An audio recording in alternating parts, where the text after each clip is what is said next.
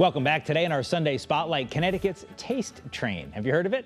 Besides having a cool name, we're going to tell you all about it. These University of New Haven hospitality and tourism students, you're looking at them there, they came up with the idea to create a map linking train stops in the state to nearby restaurants that they say are diverse and independently owned. There are more than 50 restaurants that are part of the Taste Train, all within walking distance of one of the 17 different train stations.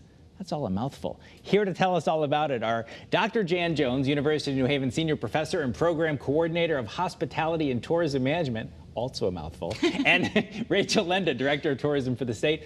Welcome to both of you. Hi, Eric. How are you? I'm great. This is a cool idea, and I want to get to you about how your students came up with it. But I want to start with you, Rachel. We have a lot of, there's the beer trail and oysters, and there's all this different stuff. People love this stuff. Love it, love it. A trail is a way for somebody to experience something as a whole, where they feel like they're not missing out on something, right? They don't have FOMO. They hit the best of the best.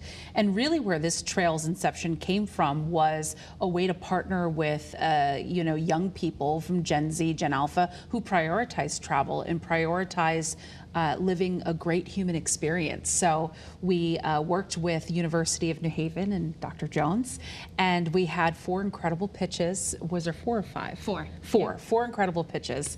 And the one that we decided on was the Connecticut Taste Train. And they really knocked it out of the park. And they really emphasized on how affordability, walkability, and sort of that communal spirit of a neighborhood is really important to them. So I live in Old Lyme, and unrelated to the Taste Train, I've taken the Shoreline East to New Haven to go out and eat and go into Branford and stuff like that. I think it's very cool. It's a very cool experience in today's car-driven craziness. Yeah. Tell me about the task you gave your students that led to this. Yeah, so this is a capstone class, which means their final class that they had to take. And all I really said to them was, you have to design a trail for the state of Connecticut, 15 points, and it could be anything you want to do, but it has to appeal to younger people in the state. And they just ran with it. So they didn't even have to choose food or culture, or they could have done anything, and this is what they came up with. What are you hoping they got out of it? Because Rachel talks about what the state gets out of it. What do you hope the students got out of it? So the real reason I did it is because experiential learning is really at the heart of what we do, and it was an opportunity not just to do an industry-connected project, but a project where they would actually see it come to life. And that's amazing for their resume. It's an incredible opportunity for them when they're, looking for their next job. So really just to see something that went from the classroom all the way to real life was just really I was hoping they'd get out of it. So tell me what comes out of this now. We're going to show some video of some of the train stations and then some of the food options that are nearby. But if someone's watched this and saying, oh, that sounds like an interesting idea, why should they check it out?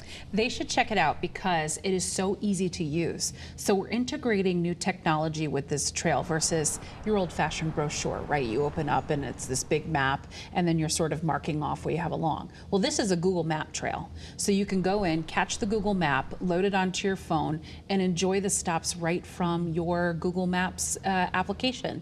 So it integrates innovative technology in with travel that most people are used to today. So I think that's definitely a selling point to it. And you get to try some of Connecticut's best food. And we know we're the foodie capital of New England. Well, as you were talking, we showed the Berlin train station and a restaurant in Berlin. We showed the Wallingford train station, a restaurant in Wallington. Now we're looking at Fangs in downtown Hartford near Union Station. So as the students came up with this, did they have a lot of trial and error, Jan, trying to figure out what to do? Yeah, I mean, first of all, they were terrified because it's an actual industry project that may come to life. But the awesome thing about it is that they really started with what they loved, right, which is food. And all of them are from out of state, actually, which I thought was really cool that they decided that they wanted to focus on all the amazing food opportunities here in the state. Now, I want to give a shout out to your other students because this isn't the only trail that ended up on the CT Visit website. Tell us about the Espresso and Explore. Yeah, so I love that one too because I personally do this every weekend.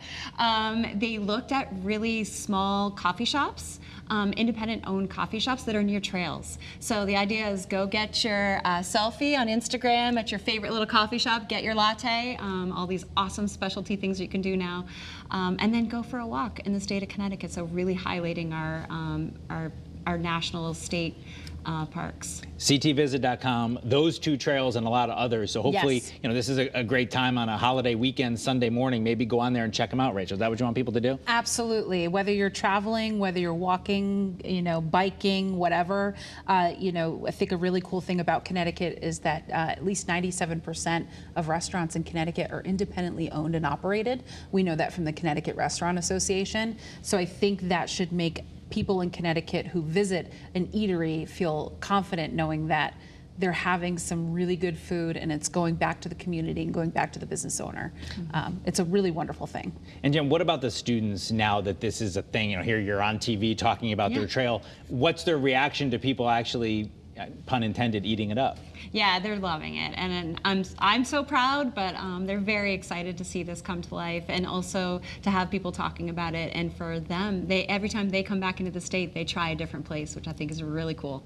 And hopefully people will get on there and check it out and check out some of these other things and maybe go, just only 30 seconds left, the whole CT Visit website. Yes. Even if you're in CT, you can still visit. Absolutely. And about 44% of people who visit Connecticut are Connecticut residents. So what's good for the traveler is good for the residents. So we're all about quality of life and making sure everybody knows exactly what there is to do, to stay, to eat, activities, events. Always check out ctvisit.com. Well, I gotta tell you, I saw this article and I thought it was a cool one. Like I said, I think it's very fun to jump on the train and go grab a bite in New Haven or go to a brewery in Branford. It's just a fun, different thing to do, and I think it was a great idea by your students, and I'm glad it ended up on there. And tell them congratulations. That was a good idea. I might just have to check it out, and hopefully our viewers will too. Awesome. Amazing. Rachel, Lenda, Jan Jones, thank you both for being with us. Thank you. Thank you so much. That is CT25 for this week. Of course, CBS Sunday Morning is coming up next. Have a great rest of your weekend. We will, of course, meet you back here in Studio A next Sunday morning.